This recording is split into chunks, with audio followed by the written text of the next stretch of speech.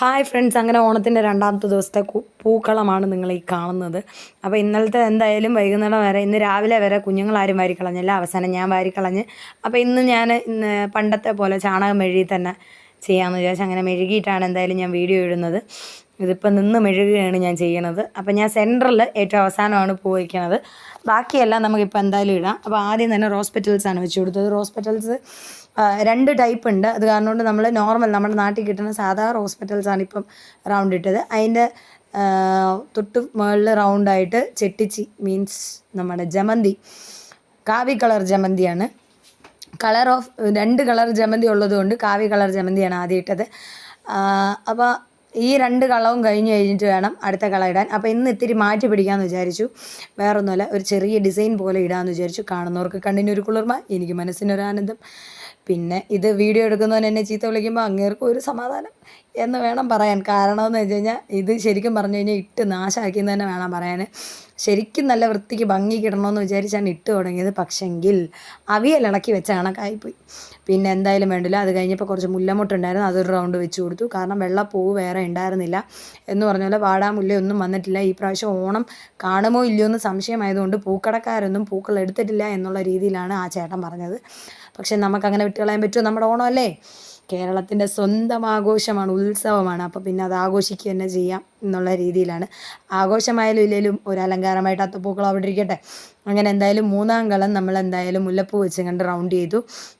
ഇനി നമുക്കുള്ള പരിപാടി എന്ന് വെച്ച് കഴിഞ്ഞാൽ ഈ റൗണ്ടിനെ ഒന്ന് മര്യാദയ്ക്കാക്കി എടുക്കുക എന്നുള്ളതാണ്. ഇനി നമുക്ക് റോസ് പെറ്റൽസ് വെച്ചിട്ട് ഓരോ കൊമ്പുകൾ വരച്ചു കൊടുക്കാം. അങ്ങനെ 4 സൈഡിൽ 4 കൊമ്പുകൾ നമ്മൾ വരച്ചു കൊടുക്കുകയാണ്. ഇത് കൊമ്പാവുമോ വേറെ എന്തെങ്കിലും ആവുമോ എന്നൊക്കെ ചോദിച്ചു കഴിഞ്ഞാൽ എനിക്കറിഞ്ഞുകൂടാ. എന്തായാലും ഞാൻ അഡ്ജസ്റ്റ് ചെയ്ത് വെക്കുന്നുണ്ട്. പിന്നെ ഇതിപ്പം ഇതിൽ തളിച്ചെടുത്താണ് വെക്കുന്നതുകൊണ്ട് തന്നെ പറന്നൊന്നും പോകത്തില്ല, അതൊരു സമാധാനമുണ്ട്. ഇന്നലത്തേത് കുറച്ചൊക്കെ ഒന്ന് പറന്നു പോയിട്ടുണ്ടായി, ഇതിപ്പോൾ പറന്നു പോവില്ല.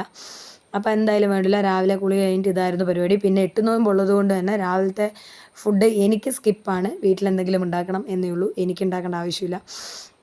അപ്പം ഞാൻ ഉച്ചയ്ക്കാണ് കഴിക്കാറുള്ളത്. അതുകൊണ്ട് തന്നെ രാവിലെ എല്ലാ പരിപാടിയും കഴിഞ്ഞിട്ടാണ് ഈ പരിപാടിക്ക് ഇരിക്കുന്നത്. എന്നാലും മാക്സിമം വെളുപ്പിന് തന്നെ ഇടും. കാരണം എന്ന് വെച്ച് കഴിഞ്ഞാൽ രാവിലെ അപ്പുറത്തുള്ളവരൊക്കെ നോക്കുമ്പോൾ പുതിയ ഡിസൈൻ കിടക്കുമ്പോൾ ഒരു ഭംഗിയല്ലേ.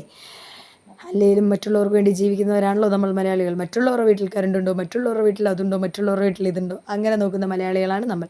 അപ്പോൾ മലയാളികൾക്ക് വേണ്ടിയിട്ടാണ് ഇന്ന് ഇതിടുന്നതും. ഇരിക്കട്ടെ, ഒരു വഴിക്ക് പോകണമല്ലേ. എന്തായാലും വേണ്ട. അങ്ങനെ നമ്മൾ 4ാമത്തെ കൊമ്പാണ് പൂർത്തിയാക്കിക്കൊണ്ടിരിക്കുന്നത്. അങ്ങനെ പൂർത്തിയായി വന്നുകൊണ്ടിരിക്കുകയാണ്. ഇനി നമുക്ക് ഈ കൊമ്പിൻ്റെയൊക്കെ ഇടയിൽ ഗ്യാപ്പുകൾ ഫില്ല് ചെയ്ത് കൊടുക്കണം. ഗ്യാപ്പുകൾ ഫില്ല് ചെയ്ത് കൊടുക്കാനായിട്ട് നമ്മൾ ഉപയോഗിക്കുന്നതെന്ന് വെച്ച് കഴിഞ്ഞാൽ മഞ്ഞ ജമന്തി, പിന്നെ ഓറഞ്ച് ജമന്തി, മറന്നുപോയി, ഓറഞ്ച് ജമന്തി. അപ്പം നടുക്കത്തെ ഞാൻ എന്തായാലും ഏറ്റവും അവസാനം ഇടുള്ളൂ, അത് ഞാൻ കാണിച്ചു തരാം. പിന്നെ താമരപ്പൂ നമ്മൾ ഇന്നും എടുത്തിട്ടില്ല.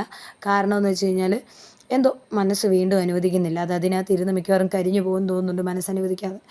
അങ്ങനെ എന്തായാലും വേണ്ടില്ല. നമ്മൾ കാവി ജമന്തി ഇട്ട് ഇനി നമുക്ക് മഞ്ഞ ജമന്തിയാണ് ഉണ്ടത്. അപ്പോൾ ഇത് റൗണ്ട് എത്തിക്കാൻ വേണ്ടിയിട്ട് ഞാൻ നല്ലോണം കഷ്ടപ്പെടുന്നുണ്ട്. നിങ്ങൾക്കത് കണ്ടാൽ മനസ്സിലാവും. ഈ കഷ്ടപ്പാടിൻ്റെ ഫലം എന്നൊക്കെ നിങ്ങളെല്ലാവരും ലൈക്ക് ചെയ്യണം, കമൻറ്റ് ചെയ്യണം. ഓക്കെ. പിന്നെ ചാനൽ സബ്സ്ക്രൈബ് ചെയ്യാതെ കാണുന്ന ആരെങ്കിലുമൊക്കെ ഉണ്ടെങ്കിൽ ഒന്ന് സബ്സ്ക്രൈബ് കൂടെ ചെയ്ത് പോകണമേ. നമുക്ക് എന്തായാലും ഈ ഓണം കഴിയുമ്പോൾ 4K അടിക്കുമോ എന്ന് നോക്കാമല്ലോ.